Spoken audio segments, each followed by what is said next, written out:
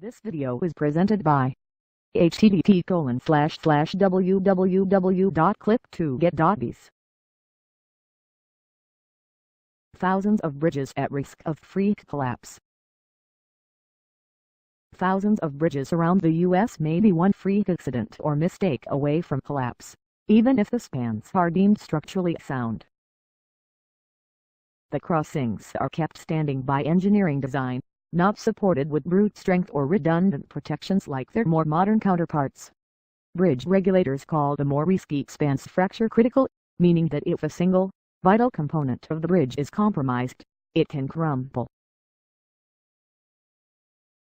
The most famous failure of a fracture-critical bridge was the collapse of the I-35W bridge in Minneapolis during rush hour on August 1, 2007, killing 13 people and injuring more than 100 others. The National Transportation Safety Board concluded that the cause of the collapse was an error by the bridge's designers. The gusset plate, a key component of the bridge, was too thin. The plate was only half of the required 1-inch thickness. About 18,000 fracture-critical bridges were built from the mid-1950s through the late 1970s in an effort to complete the nation's interstate highway system, which was launched under President Dwight Eisenhower, Lee Patender said in an interview. The fracture-critical bridge designs were cheaper than bridges designed with redundancy, he said. Hundreds of bridges in Washington state have worse ratings than the one that collapsed, and many around the country have single-digit ratings.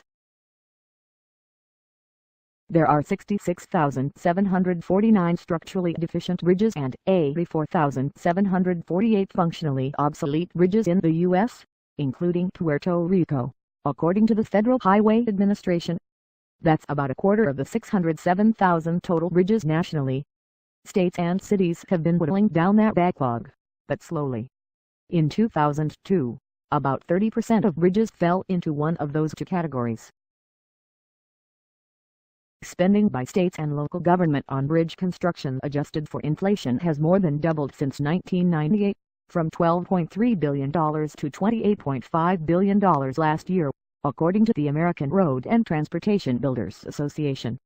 That's an all-time high.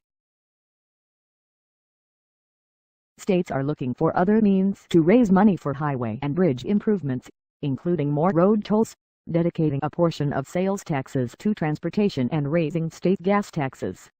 Clyburn, the Washington state lawmaker, has proposed a 10-cent gas hike to help pay for projects, though the effort has been held up by a dispute over how to rebuild the Columbia River Bridge connecting Vancouver, Wash, and Portland, or "We can't possibly do it all in the next 10 years, Clyburn said. But we're going to do the first bite of the apple. This video is presented by http://www.click2get.biz